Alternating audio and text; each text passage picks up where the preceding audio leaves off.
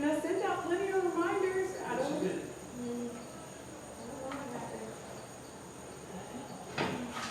I mean, I wasn't sure we get a huge turnout, but I thought we would at least get a turnout. For sure, you can't complain about the process if you didn't come to the meeting. Yeah.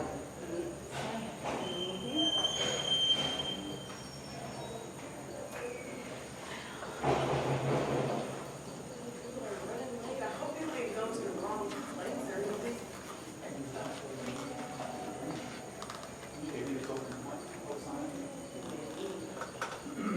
Maybe I should walk over there and see.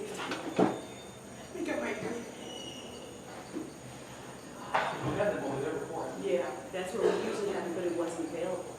But I put on there Hartford building. And you see how there, you know, if you have your phone or anything with you, just take it out.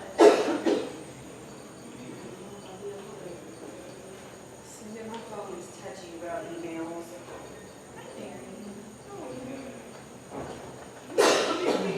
Huh? I'm wondering where everyone is at. It's a very slim crowd here. I think I'm gonna walk over to the house line. I'm a little worried that people might have gone over there. Hi, Doc. Thanks for going. Pretty good. Hey, Doc. I'm gonna go over to the house line. Is there? Oh, I'm just there, I'm sorry. I didn't see people were there though, I'm sorry. Pretty shallow. I'm doing the same things. I'm back here too.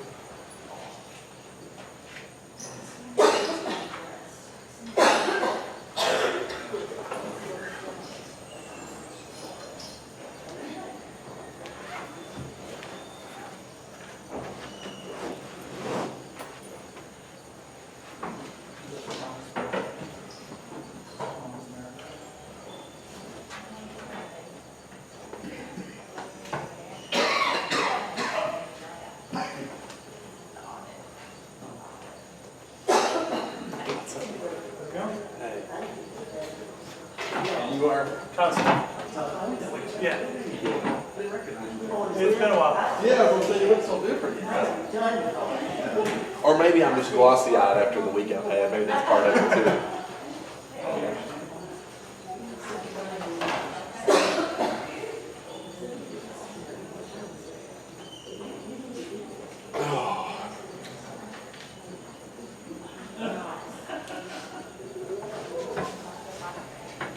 I won't sit by you. I've been sitting by you all morning.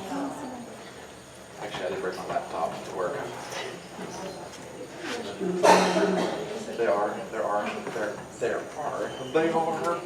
think they're across from you here, and the men's side, the women's there too. I think so.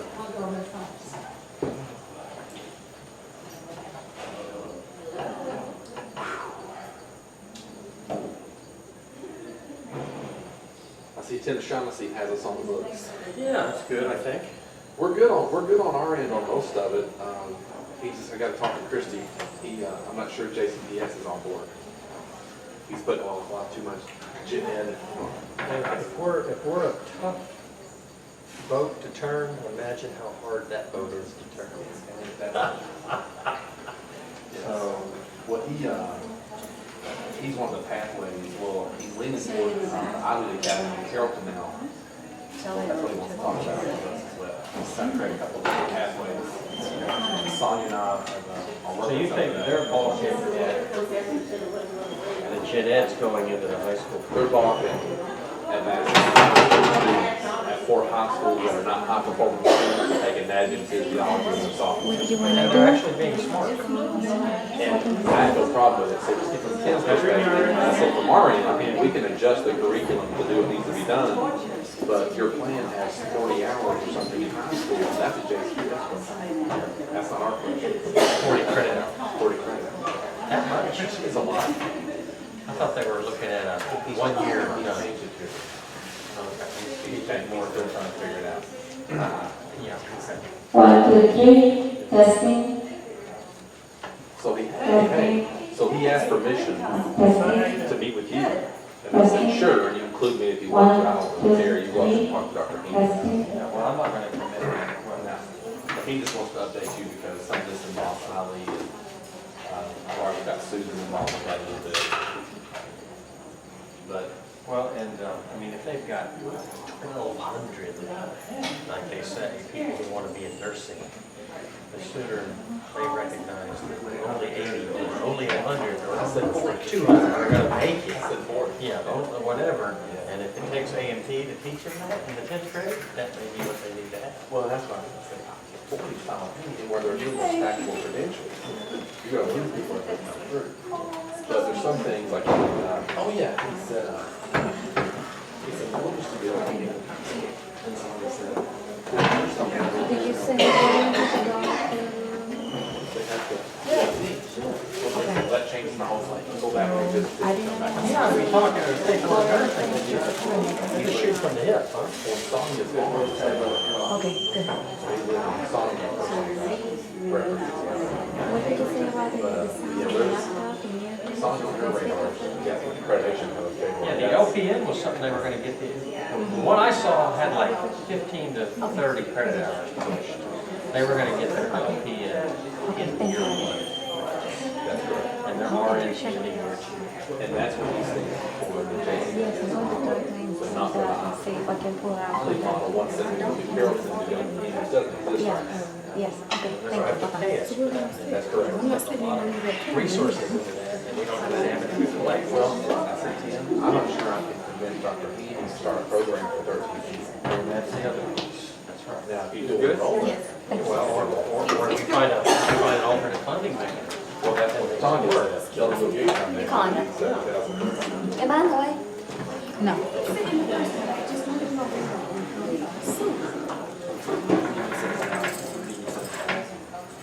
I'll give you money for you, money for you, money for you. Watch, I'm over. Where are you getting money in from?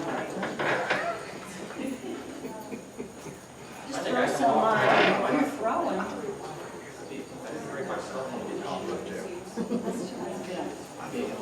That's good. This is? Wow. I'm ready for the, Kentucky marijuana. We're good, we're good. I wonder if that's the problem. So they were talking about the fair. There's some kind of volunteer. I think I've read, I'm an English They teacher. take out I'm an the English THC teacher. right now. Do you realize that I've read? About a third of time.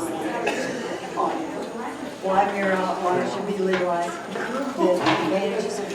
I know more about marijuana. I take Kansas tomorrow, I'll be smoking. You kinda, can you tell how many people are streaming? That's what I'm looking right now. Give me 1 second. I don't know, I'm not sure. Let me check. Let me check, I'm not sure. That is a great. Marketing teachers, I'm like, we took him down to check on, hope it's our. Buzzard relish. I want him, I want him beer. So you better stand up. It's true. My mom was having some trouble with her arthritis, and she's a Bible thumping Southern woman. I said, Mom, maybe it's time to start smoking some pot. She said, I was smoking, but I'll eat it. And brownies. And that's when you know she's Italian, when she's ready to Eat marijuana she's ready brownies. to marijuana brownies, because it tastes so good. And that smells and if you're smoking pot, just don't touch it. I just don't. I said, well, I'm not. But I went to this party, and it was 4 hours. He said, no, I won't tell you. This party, Well, see, growing up in Illinois, there were places you Say could. no. 9. There's strict rules, there are certain parts you just don't know. and so what were the parts? Well, the same, it's kind of a rule, like, you go like Lincoln, probably mountains. 7. And we Seven? don't go with that part. Yeah. We don't go past that area, we don't go like cliff. 7? So that's where so-and-so's got something. Because, you know, my dad was always, don't go through Bloody Branch Road after dark. Okay. Drive in the hazards of not to be Bloody Branch. Thanks for coming. And he meant it. 27 of us here. There are 7 online. We have 250 staff members. So that tells me how important this So when your colleagues say we haven't communicated, tell them don't say that to Todd, or he'll burn you. Okay? Because I expected 3 times as many people. So, but that's okay. The ones who want to know are here, so that's important. So, what I wanted to do is clarify some things for you that I alluded to in last Friday's kickoff stuff, maybe handle a few questions, and sort of set the stage for the cultural change piece that I was talking about during my kickoff presentation. And if you weren't here, and I was told there was going to be a pad and pens and paper here for me to write. So, if Jerry is watching, oh well. So I'll have to do it without a flowchart pad or something. But what I basically said was, we have a current operating culture here at the college, whatever it is. Okay? Sort of the things that sort of drive us every day. And they ultimately give us the results that we get. So we'll call the current operating. How do we operate C1? And the results we get are what? And the question is, well, that's not what I meant. I meant a poster board and markers so that people can see. It's okay. It's okay. I can live with that. Although not well. Get a flip chart at my back. Before I'm done. So, anyways, so we have this current operating culture, and it ultimately leads to whatever results we're getting now. And the question is, are we happy with our current results? Right? Most basic level, we're down another 10% this fall in enrollment. So we're down, well, the most recent audit report says we're down 30% since 2010 in enrollment, add another 10%. Right? How low can you go? Becomes we have. Is this messing up bad? Okay. So if it's not the results we want, then we got to move ourselves to new results as a college, R2, whatever that is. I've been very specific about trying to define that as, in its basic sense, a 4% improvement in retention. Student success going up by 4%. I've been very specific about that. So trying to be as basic as I can. But it's really bigger than that. Whatever that R2 is, and let's use that for now, the question is, will our current culture get us there? And it won't. It's not going to do it. We're going to have to make changes to how we perform as a college, or we're just not going to, we're going to continue to do the same thing and wonder why we continue to get the same results. And that's just not acceptable, and it shouldn't be acceptable to any of us, because it doesn't make for a good working environment.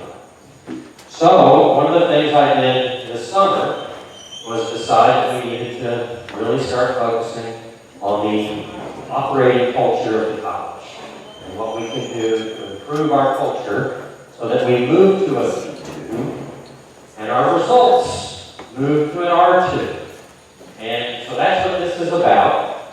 And over the summer, I did 4 training sessions with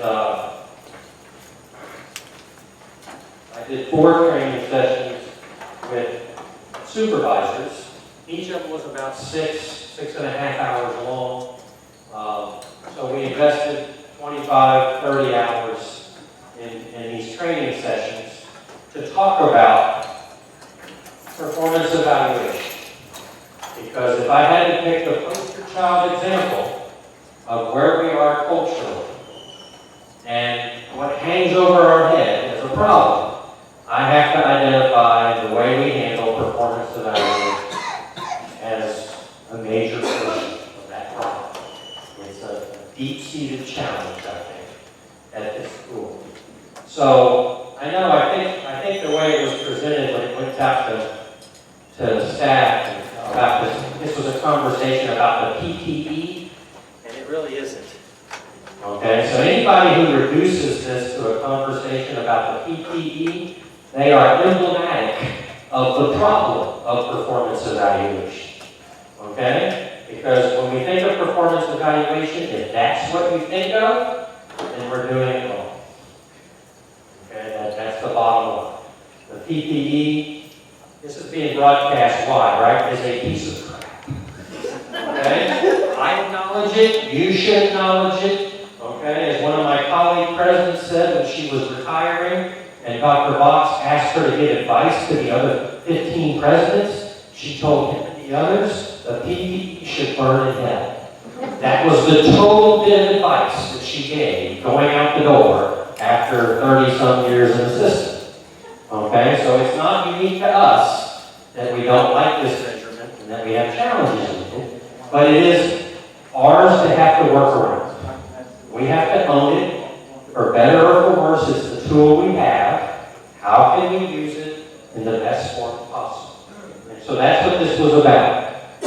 So I have a number of points, it's 4 slides, to sort of summarize for you 6 hours plus of training for each supervisor regarding this. I did the training myself, in part because I'm frugal, and I don't want to spend a dollar that we don't need to spend. And more importantly, I wanted people to understand that it's coming from me. It's not coming from some outside trainer or somebody who's coming in with the latest game or something.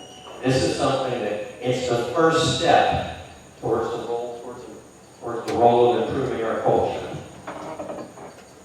Okay. So what are the key points that I made in the training? Key points. First key point. Performance evaluation is a continuous process. Anybody who thinks of it as an annual event that happens in May or June is shortchanging the process. Okay? And I think we've done that. All of us have done that. I'm guilty of it at other places I've been. Okay? It's so easy to just stick it out there and cover it when the time comes, as opposed to recognizing that performance management is the same as day-to-day management. There's no difference. Performance happens across the year. So performance management has to happen across the year.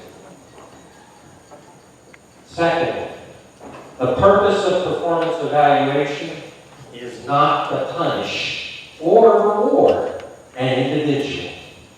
Okay? And that cheapens the process when all we think of it as is some way to document person X's bad behavior or person Y's great behavior. Does that happen? Yes, it does as part of the process. But the reason we do performance evaluation, if we're doing it annually, is because we want to achieve our institutional mission, the goals that we've set. And it's one of the few tools we have collectively to make sure we're moving in the right direction. We ought to be acknowledging behavior and performance that's pushing us in the right direction, and we ought to be redirecting behavior that's pushing us in the wrong direction. I'm not much of a golfer, and I certainly can't golf right now, but a little story that I remember from about 1991. Anybody in here an avid golfer? The Ryder Cup, and there was someone, I forget who it was, had hit a ball, and it went behind a great big stone, great big rock, and it lay behind this great big rock. And the rules of golf say that you may remove impediments to play. And this rock probably weighed 700 pounds. Okay? What usually is meant, you may move a pebble, or you may pick up a piece of grass and get it out of the way. Not that you may move a 700-pound rock. And because the rules were a little vague, the golfer, who was it? Do you know? Remember? I don't remember who it was. But anyway, the golfer got a group of spectators together, and they all pushed in the same direction, and they moved the 700-pound rock out of the way so that he could play. Now, this was the Ryder Cup was an international versus U.S. tournament, and it didn't make the international team very happy that this rules were interpreted, but that the rules were interpreted correctly, and by working together, they moved the rock out of the way so that they could proceed. Well, that's what of performance evaluation has to be, am I echoing back and forth a little bit? They can hear you. Somebody's texting me when they were having problems, but they can hear you, so. Okay, I'm sorry, I can do it, swallow it, so we'll make that right up here. So, okay, so, back to the rock. They worked together, they moved it to the side, had one person then pushing from the other side. They wouldn't have gotten the rock moved. They had to work as a team, they had to push in the same direction, and ultimately, person was able to play forward, and I think the U.S. won the Ryder Cup that year. And the next year, the PGA changed the rules on what an impediment is. Well, we face impediments as a college, and they're not little pieces of grass, and they're not little pieces of gravel, they're boulders. So performance evaluation is one of the key tools that managers and supervisors have to try to make sure we're pushing in the same direction. I'll say another one. Since I mentioned the one person who could have been on the other side of the rock, it's also a tool to identify people who are pushing against the progress that needs to be made. No doubt. So, the purpose is not to identify or focus on individuals so much as it is to advance the college towards its overall goal. Most of us, unless you're sadistic, do not enjoy performance evaluation.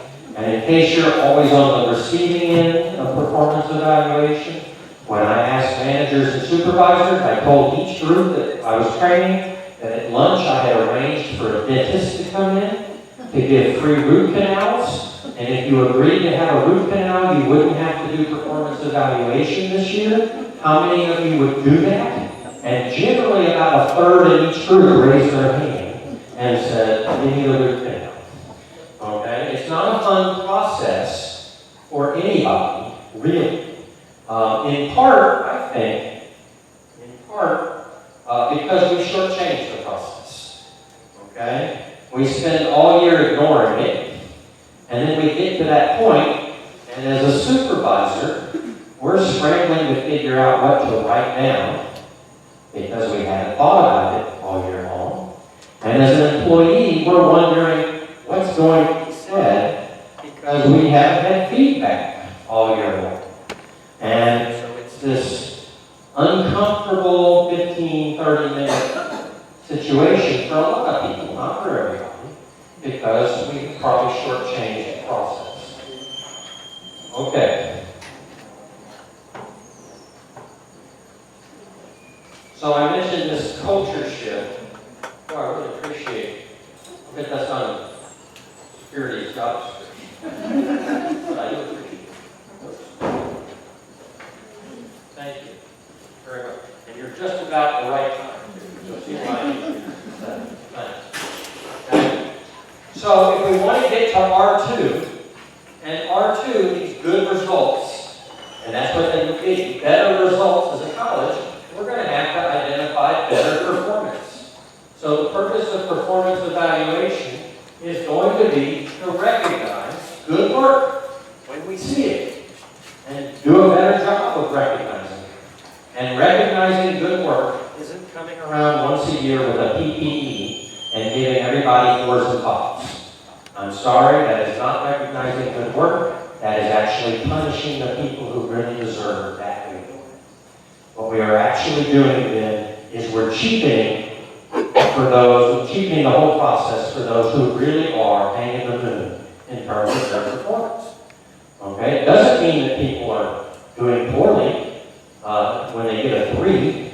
Okay? There's nothing wrong with that. That meets expectations. That's what we expect in terms of performance.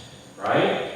Some of us do the job we need to do. We're troopers. We do good work. We go home. We live our life. We come back the next day. We do it again. That's fine. That's great. That's meeting expectations. There are others who really just stand out. And we need to recognize those and do a better job of recognizing them in this process. And then secondly, there's going to be some who, and you all probably all have your own little list in your mind of people that we carry. who aren't doing the job that we need to have done, the way we need to have it done, and it's a burden to the rest in that department or in that unit or wherever because they have to pick up the slack. Well, we need to be redirecting that behavior as well. And that's what I was speaking to our managers about. So there's this thing called the vitality curve. And I don't have a slide on it. I'm going to draw it. So you can see my artist rendering.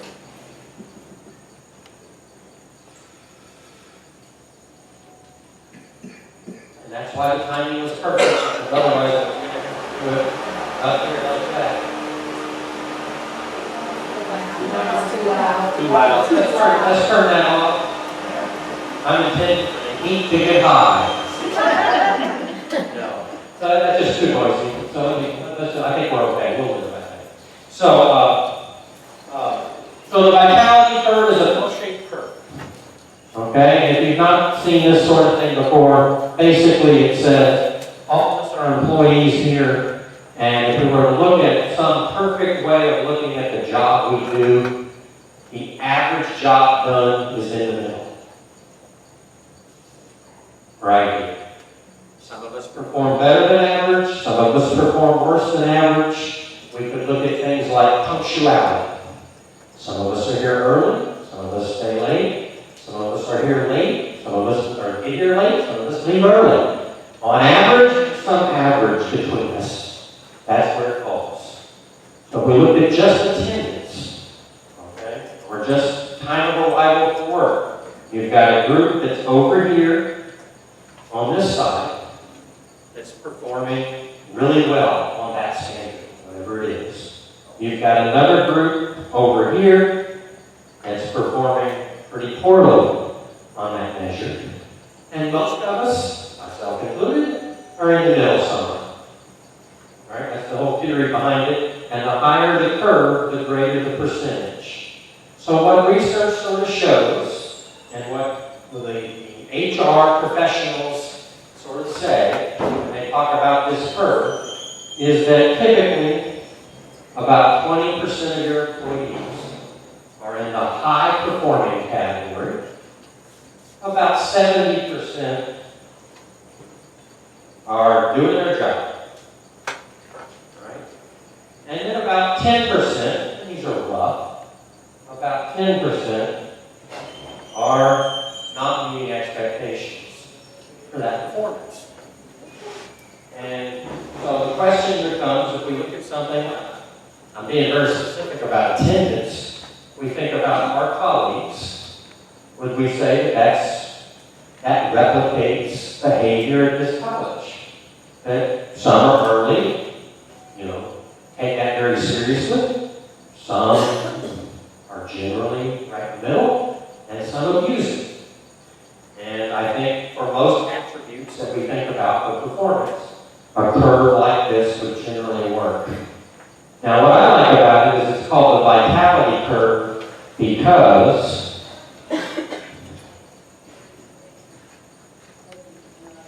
whether or not your college is successful, your company is successful, or whatever, depends on these 70%. Right? 20% of the people doing unbelievably above the bar work isn't enough to make an organization thrive. We need that, but it isn't enough. 10% of your people not doing what they should be doing isn't enough to cause the collapse of an organization. How these 70% are doing their job is critical to our success. And that's where most of us are. The question for supervisors is, are we behaving in a fashion that causes this 70% to start drifting this direction or this direction? So, when somebody is not doing their job, and it's clear that they're not doing their job in an area, and we don't address it, we just say, I don't take care of myself. I don't have time for that. They may pay me as a supervisor, but I'm not going to supervise that. Then we are encouraging everybody over here to adopt that same behavior. But when we have somebody who does something really above the board, and we don't acknowledge that in some fashion, they've really set the target up there, they've really done something great over here, and we don't acknowledge it, and we're not pulling people this way by showing that as a college we value that. And that, for me, is the first part, maybe the whole part, of the cultural change that we need to work on. Okay, I'm going to call it a culture of ownership when I talk about it. Because the people over here, whether they know it or not, they have decided that they own the results that they produce. And they're going to own that problem, whatever the challenge is, and they're going to fix it, and they're going to solve it, and the school's going to be better off, and the students are going to be better off because they did. That's a culture of ownership. Over here, I'm not sure what to call it. You know, I'll call it a culture of complacency. Okay? We've gotten comfortable, we've gotten complacent, so much so that we're not even doing the things we need to do to make the school be successful. And what ultimately happens is all these people, to some degree or another, end up carrying these, and it's a drag on morale, and it's a drag on performance. And over time, the 10% becomes 15%, becomes 20%, because the encouragement is to go that direction. So that's what I told supervisors we're going to stop doing. Okay, I moved ahead on my bullet points. About 20% of employees should get high ratings. What's a 5 in the PPE? What's the language? Consistently exceeds. Consistently exceeds. Okay? So it's a high bar. Whereas a 3 is meets expectations. A rating of a 3 is a fine rating. Okay? This is not an A, B, C, D, E, F sort of chart. Although I don't mind to some extent if you have to think of it that way. Okay? Or if you do think of it that way. But we tend to reduce 5-scale ratings into that sort of thing. But a 3 is doing your job acceptably well. No punishment for it. You're meeting the expectation. In fact, the 5-scale system we have, 3 of the 5 marks are good marks. 60% of the marks are positive marks. Only 2s and 1s are a message to anybody that they need to improve in an area. Okay? But we've gotten away from that.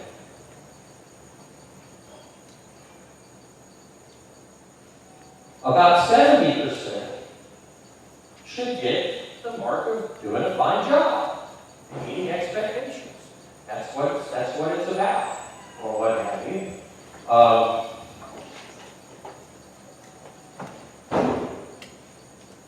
And there's no negative consequence for getting a rating like that. But I will suggest, when a department has 7 employees in it, and we know their performance is sort of spread out, and I go and look at the performance evaluations of the employees in that department, and I couldn't tell you 1 inch of difference between any of the 7 employees. They must all be unbelievably superior performers because they all have 4s and 5s in every category.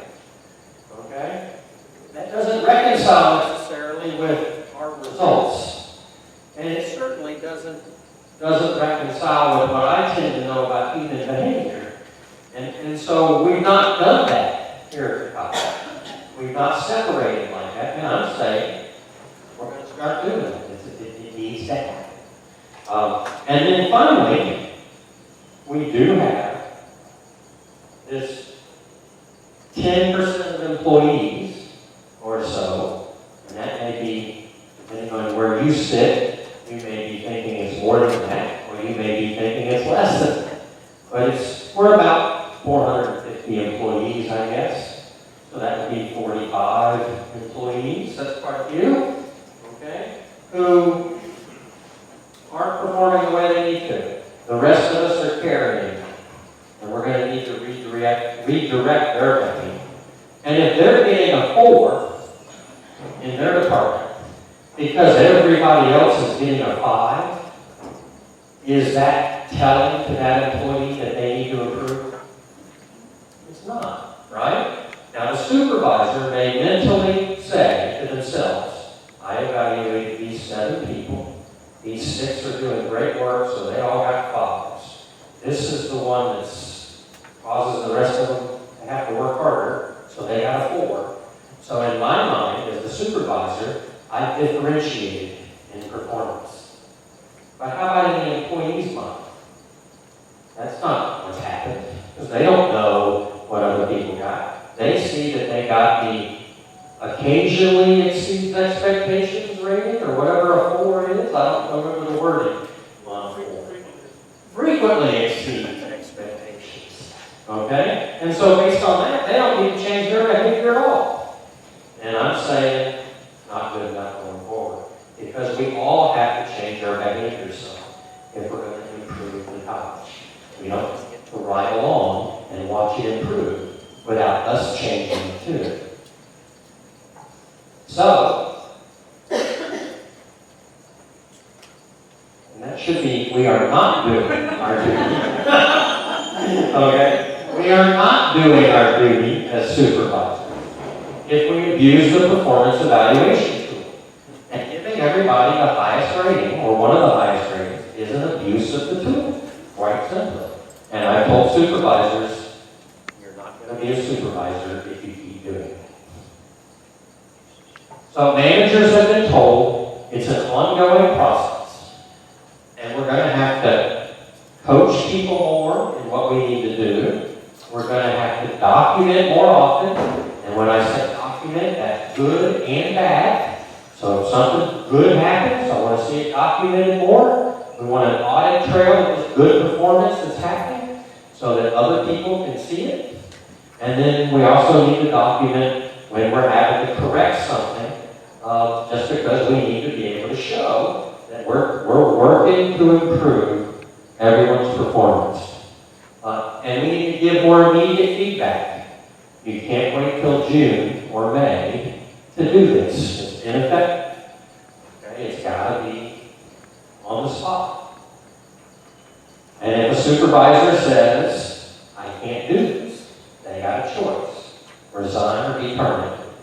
Because that's where I'm going to be heading with it. Okay, I'm being blunt on it. Okay, we are going to change how we use this tool. It's one of the few tools we have. Okay?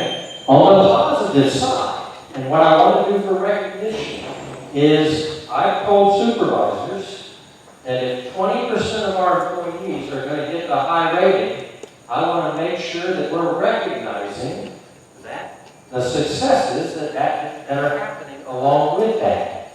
And so a little program, we're not allowed from the system level to spend it. You know, if we spend $30 on something for somebody, it becomes a part of your W-2 and taxes get taken out of it.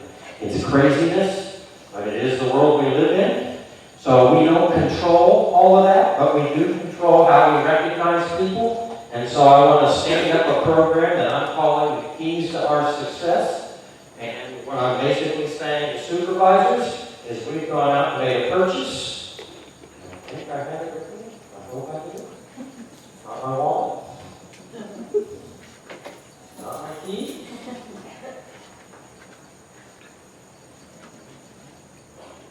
Not that penny. Here it is. Okay? It is a lapel pin, antique gold, or what have you, in the shape of a key, and it had, I'm passing it around, so I have to get it back. Okay? And it has the JCTC emblem on it, and what I told supervisors is, when an employee is doing something that goes above and beyond, I want them to be presented with, and they're doing something that ultimately is a key to our success as a college. I want us to present that employee with the opportunity to wear that lapel pin. Here's the limiting factor. If every one of us is wearing one of them, it's no better than giving everybody a 5 on their performance evaluation. Right? We would just be reinforcing the same old behavior. So I have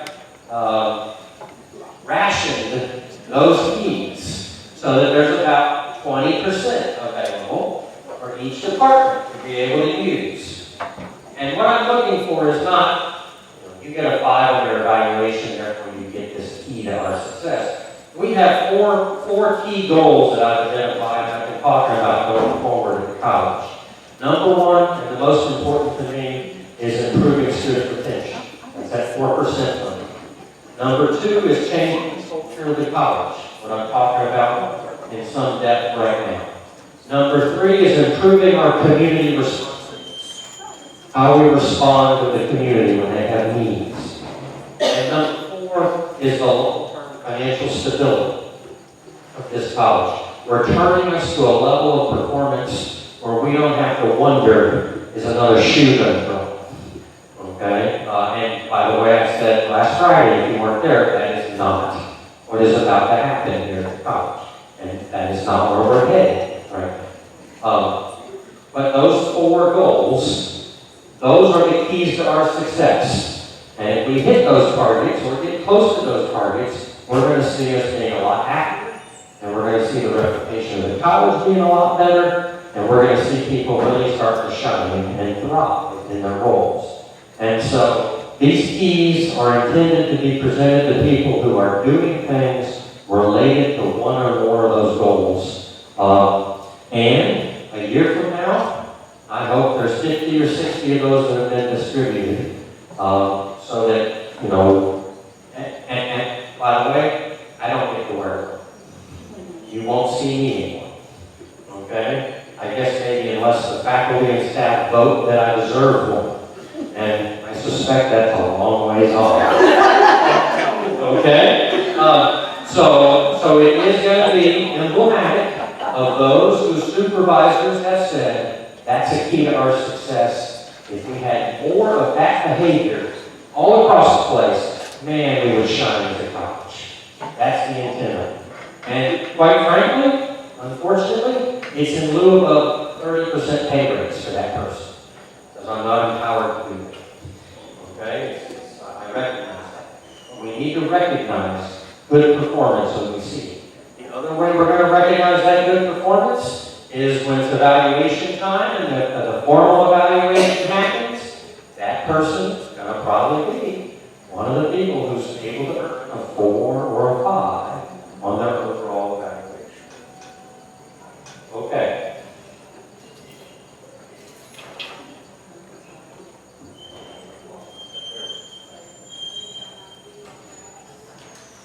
The next thing we have to do, though, is on that other extreme, down here, we have to be diligent as supervisors in terms of addressing where we're not meeting performance expectations. Just has to happen. And so, I would say, you know, if you use that rough number of 10%, 450 employees, we're going to have a handful of employees who feel challenged by this new day. And that's what I want them to feel, challenged. We're not here to get rid of them, we're here to correct behavior and improve performance. And if they can and will, then we're in great shape. Okay?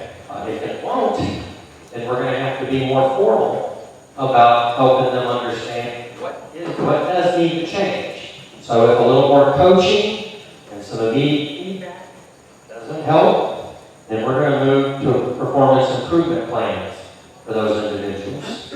And it's going to be in writing, and they're going to have to perform. And if they don't, the phrase I use, since I've even in my interview, is there are natural and logical consequences for people's behavior. There are natural and logical consequences for people's behavior. If that behavior is positive, there should be consequences, and I'm not sure we have been set up for that. And if that behavior is negative, there should be consequences. And that's just where we're going to move.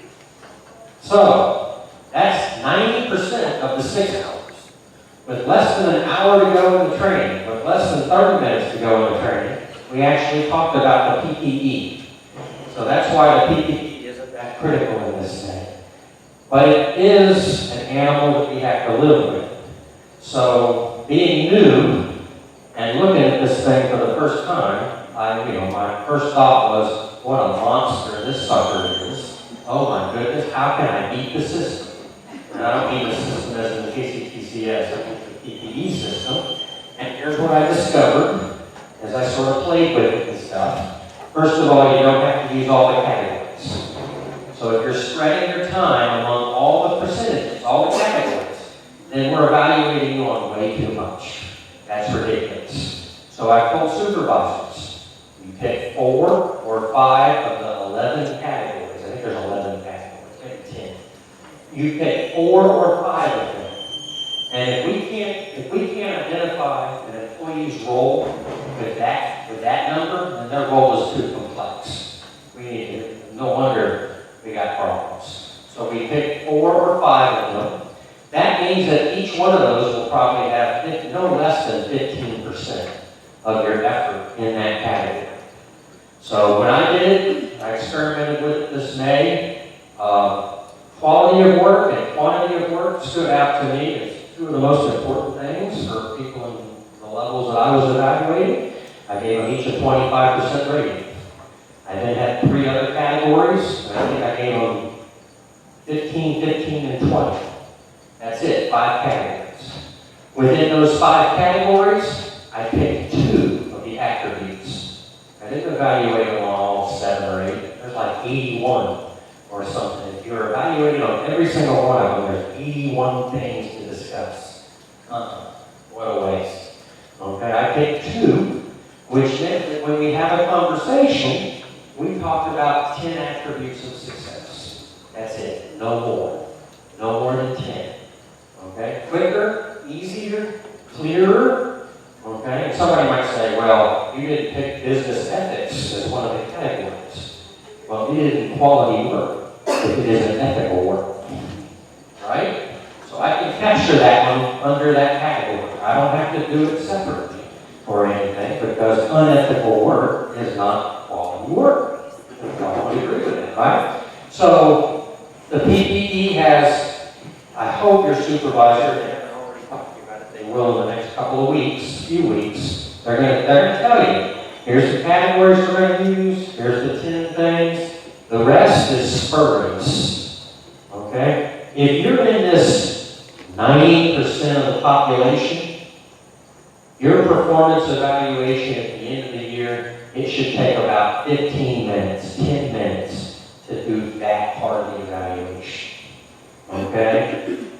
What the research shows is that the best performance evaluation systems are performance evaluation systems where when you meet with the employee formally, you're focused on what's going to happen, not what has happened. It's not a look backwards, it's a look forward.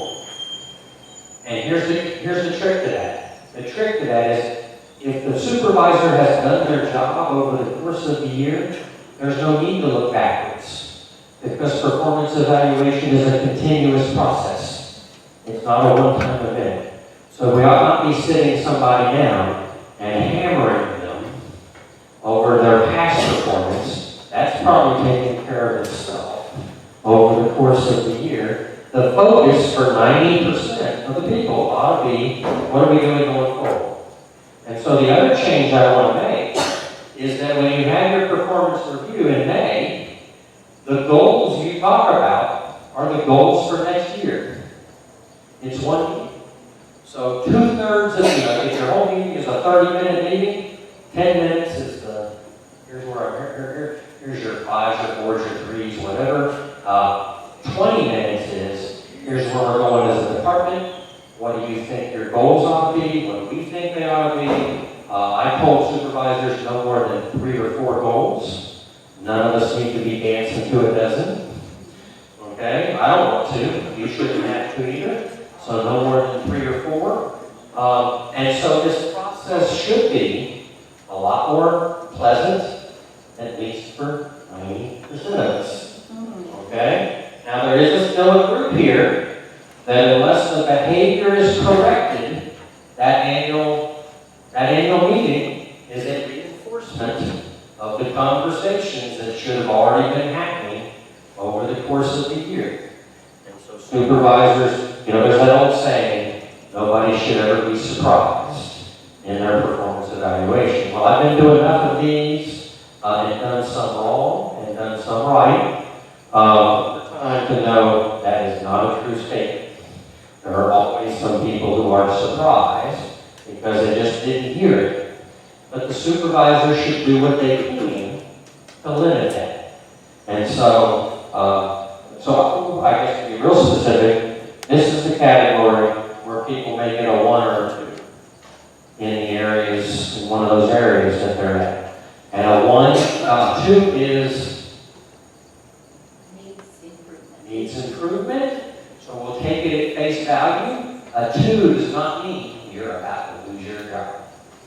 Okay? A 2 means we need to work on improving in this area. And if we do, there's no issues. That's what a 2 means. A 1 means ooh, now that one's a little tough. Okay? If we have a 1, I guess my impression is on a 1, we need some immediate turnaround.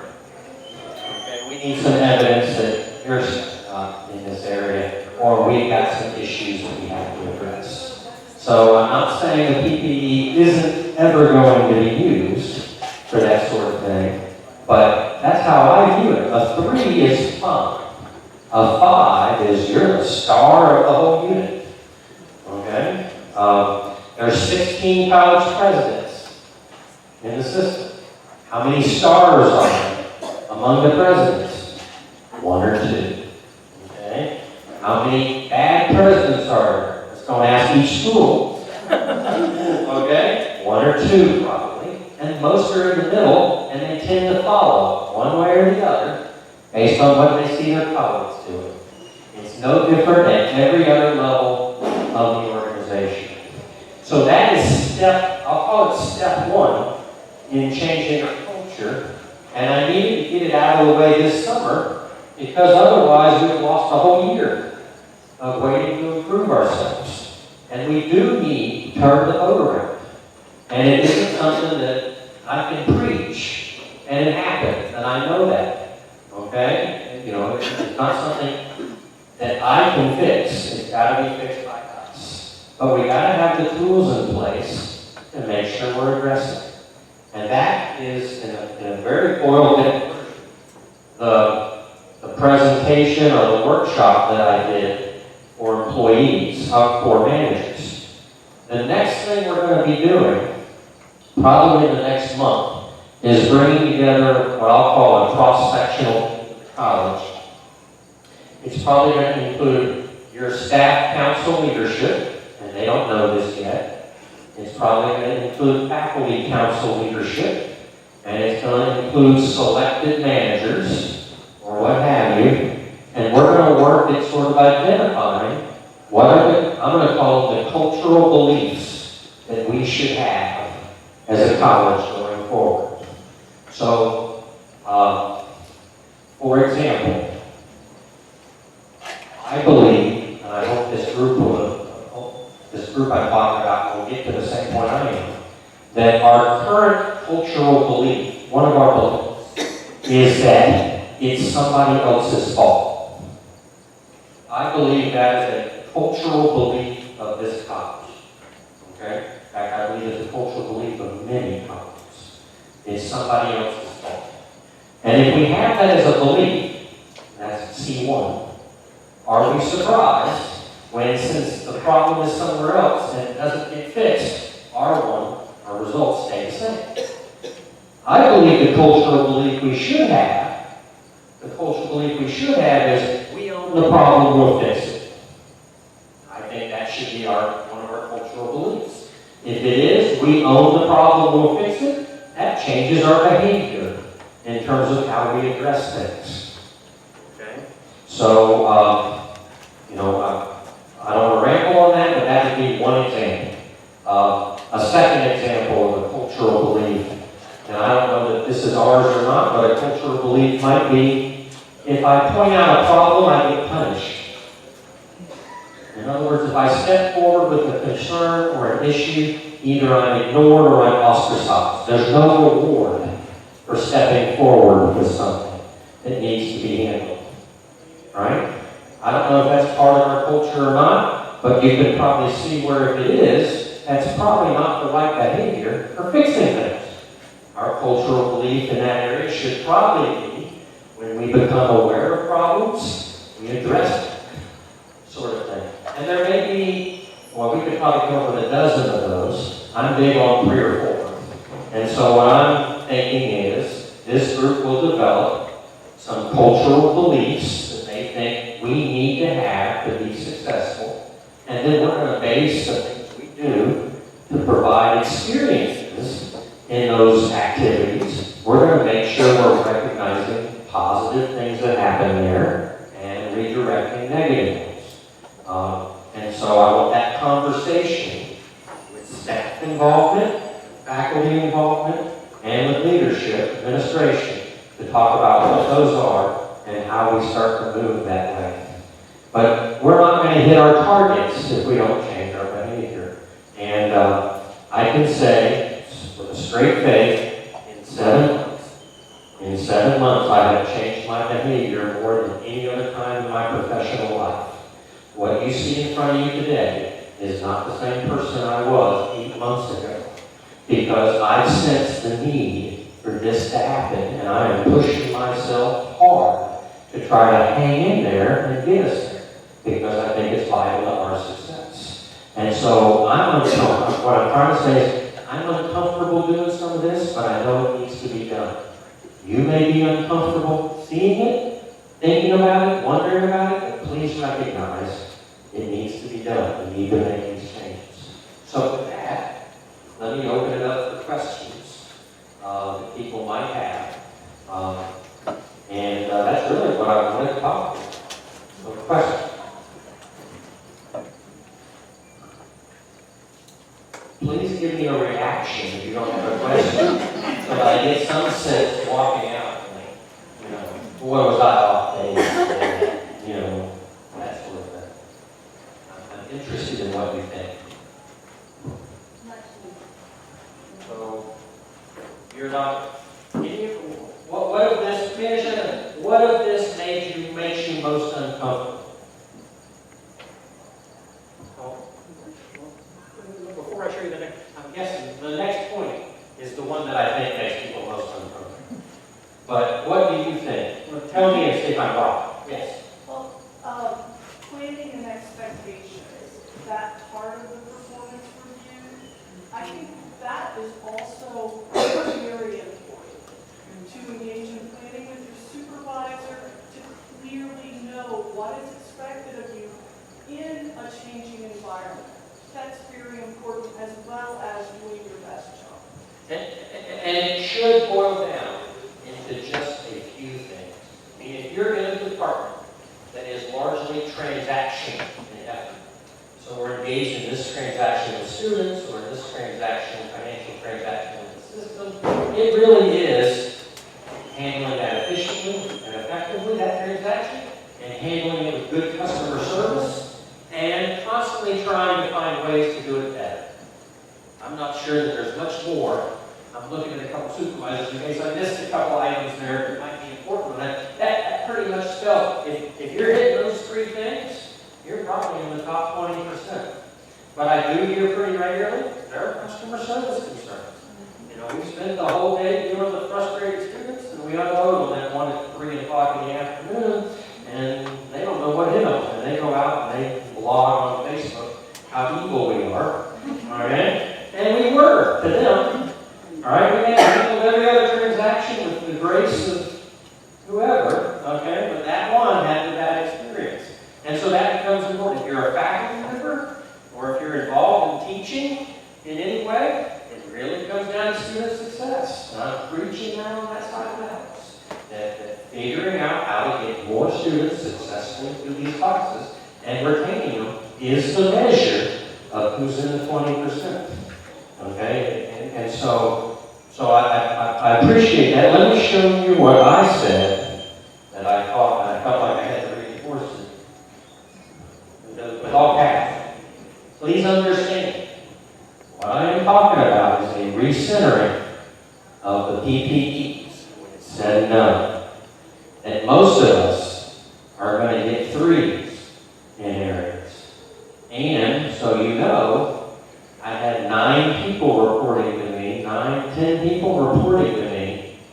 There were, I said, 5 categories that I chose. So 9 times 5, 45 chances to get a 4 or a 5, and I gave about 10 4s or 5s. Okay? Right? I imagine I have a couple of high-level executive level people who walked out thinking, well, that's right?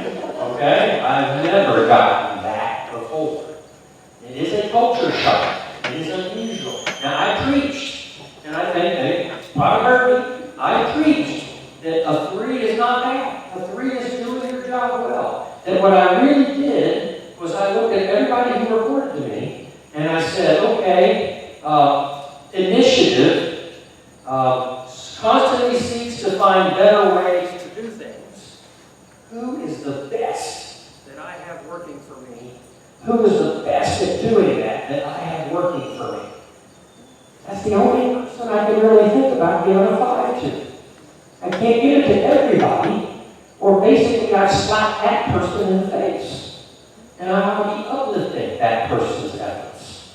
And so I used, the way I did it was I focused on, this is not to punish people, it's to recognize the great performance that we have, and we have a lot of great performance. So, this is what I thought would make a lot of people uncomfortable, is that you had a 4.6 last year, and this year you have a 3.4.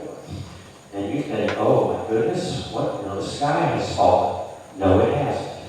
We're recentering the thing, and that is fine. There is nothing wrong with that. The way I said it very specifically was to the supervisors, if somebody gets a 1, then we've got something we've got to be addressing.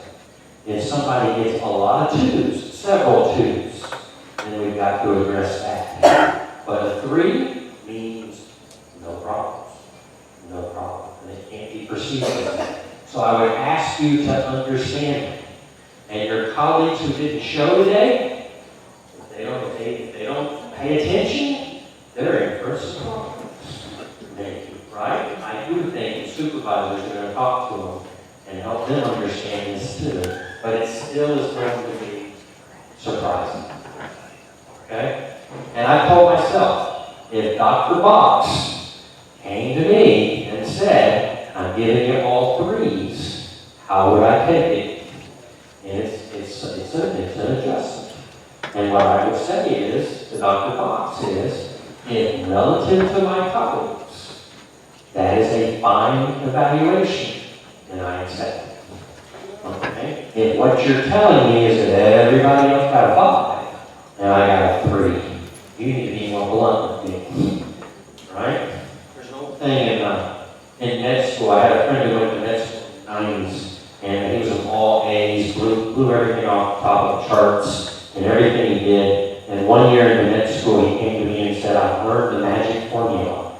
He had been a faculty member with me in school in Arkansas. I said, what's that? He said, C equals empty.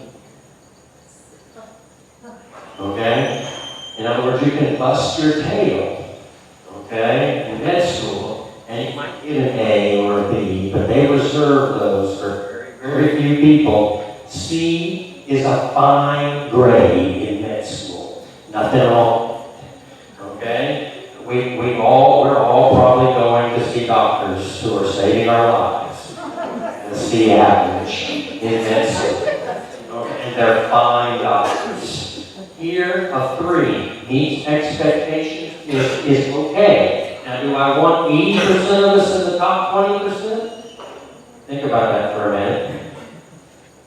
I don't think I could get 80% in the top 20%. We can put 20% there, right? But we certainly want to have an environment where more and more of us are encouraged by the culture we have that recognizes good performance.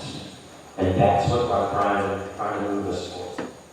Okay, I'm still preaching. Other comments? Oh. Robin, you've never been quiet.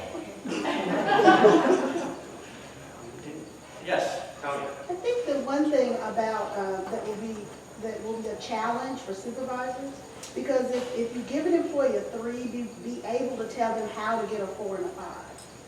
And I think, because the employees will ask, well, you gave me a 3, which is fine, but what do I need to do to improve to get to a 4 or 5, and be prepared to tell them what you think they need to do to get to it? And I think it probably boils down in most cases to our individual willingness to own the corporate problems we face.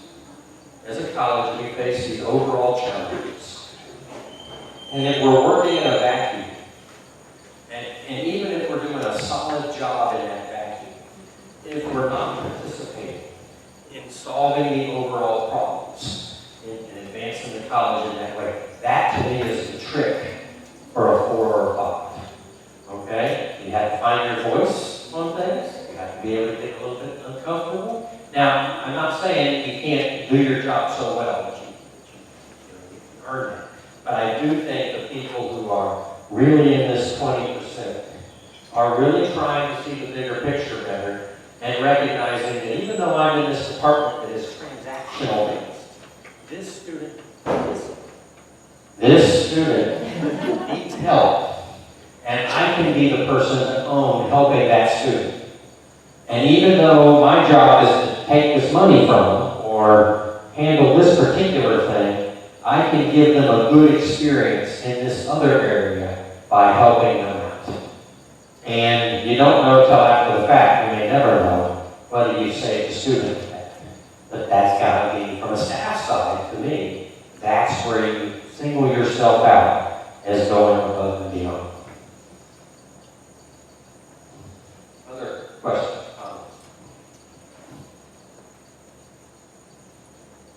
Do we have a pen for the bottom 10% to wear too? Yeah, we have a pen.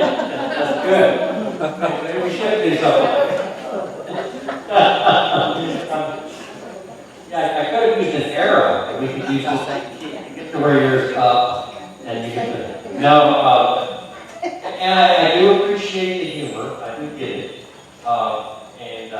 We're not trying to create an environment.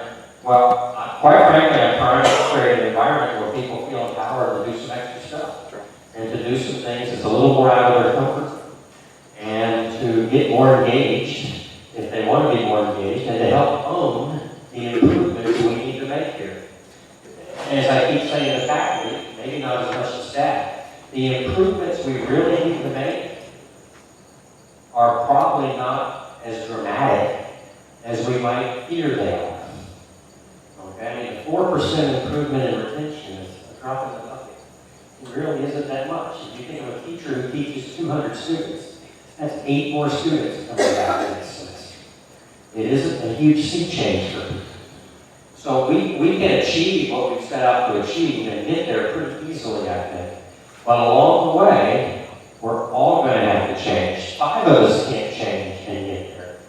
And the way I say to faculty is, that student's taking 5 classes. If 4 of them improve, wonderful. They still have that 1, right? Whose class GPA is a 1.4, and whose people are falling like flies, and their students aren't going to be as successful. We can't afford that.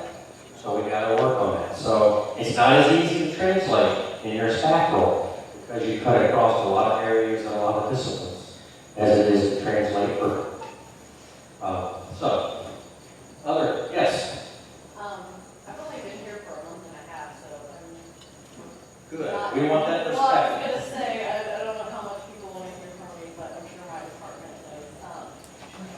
I think another thing is really emphasizing for staff that they are and can be educators in their roles, and so it's not just reduced to in the classroom, that we all have, the ability to just here with us, no matter what department. And the other thing I was going to say is, when you talk about the goals as part of the PPE, that can be a little bit scary, but I think using like the SMART goals, where you're talking about specific, measurable, attainable resources and the timeline, then you really can take those goals and take something and move it back. So what I've asked supervisors in that area is 1 or 2 collective goals, departmental goals. components that everybody sort of shares, and they should be specific. Sort of like my 4% improvement in rate, very specific, okay? And then 1 or 2 personal sort of goals that the supervisor has input into, but that the two of you have really agreed on as important for your performance. And that's it, no more. Because you don't need to be dancing until 4 is plenty, or what have you. And you can get by with 3 there, maybe, if the department wanted to. And then the first point you made was... We're all educators. Yeah, oh yeah, so, and that's the other thing that I think, and unfortunately we learn that from the negative feedback that we get.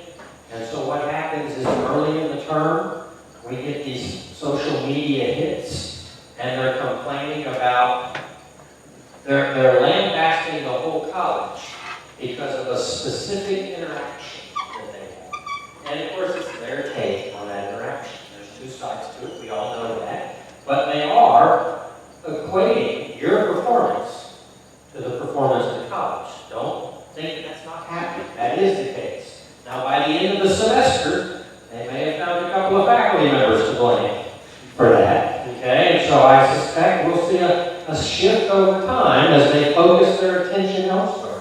But make no mistake, students form their opinion of the experience they're going to have based on the interaction they have with you. Okay, they do not form their opinion based on me at all because they hardly even see me. Right? It's a rare student who, if they have seen me, know who I am. But they know who you are, and you have a big impact on that. That is critical. Okay, it is as important.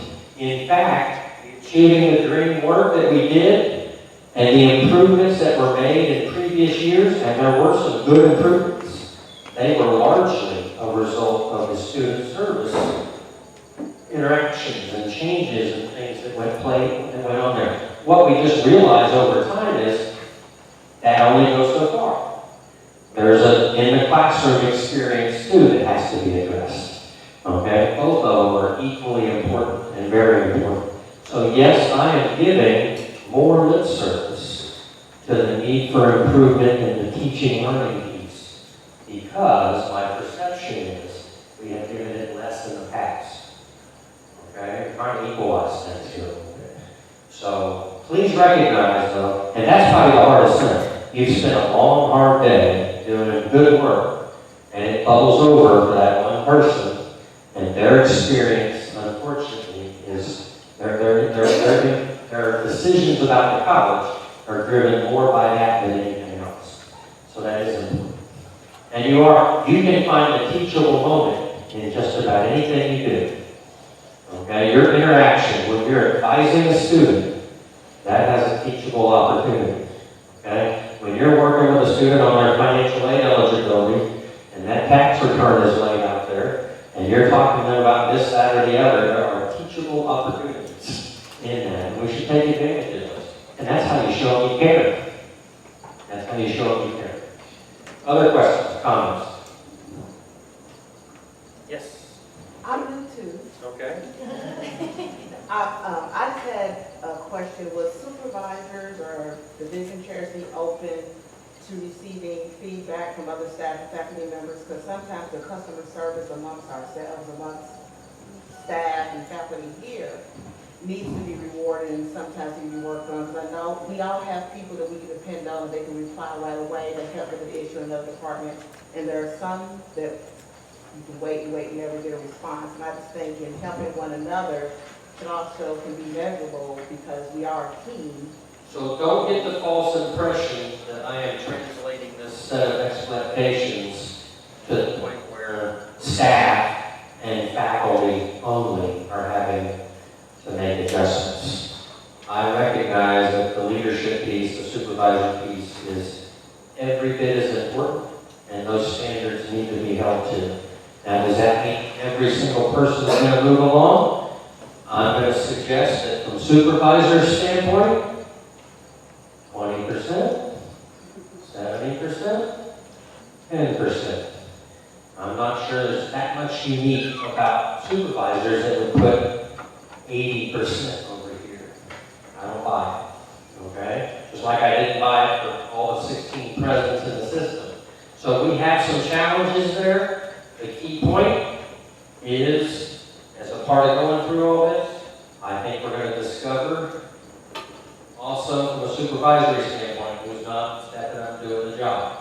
And if they're not returning messages and they're not providing feedback promptly and things of that sort, I think it starts to come out in the wash as we start to have those expectations. And it'll have to be addressed the same way.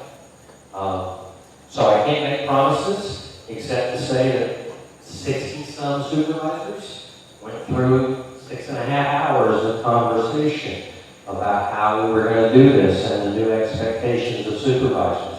And one of the questions I specifically asked was, think about your fellow supervisors.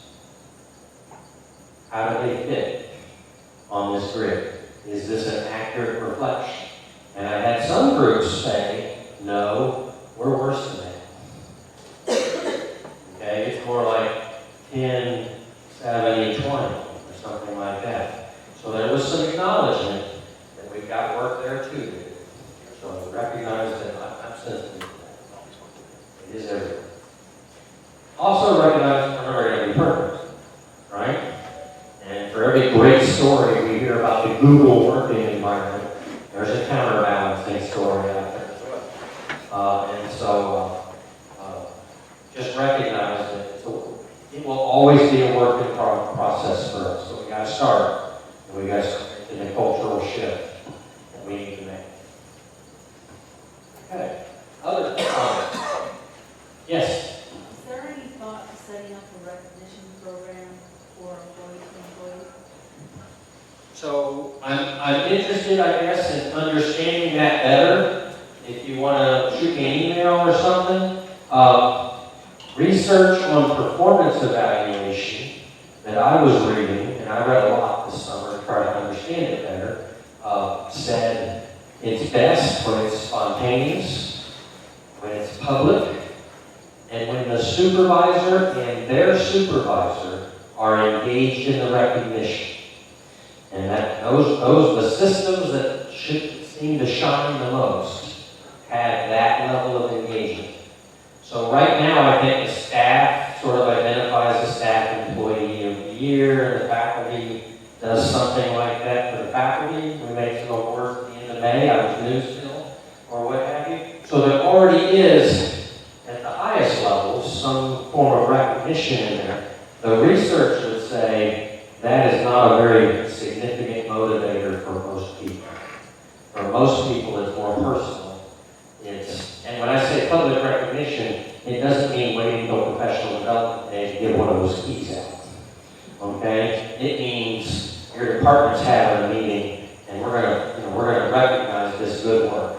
Okay? And more to it, so you don't think if you help me feed, you thought it was cheap. I understand.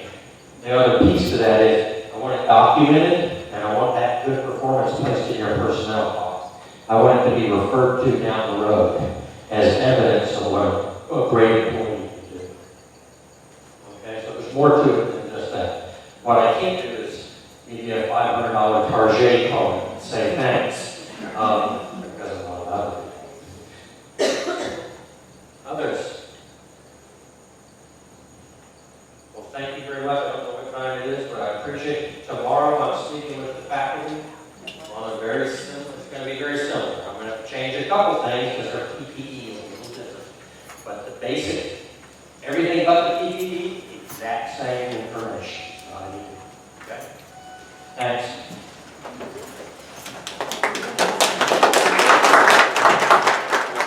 The applause gets more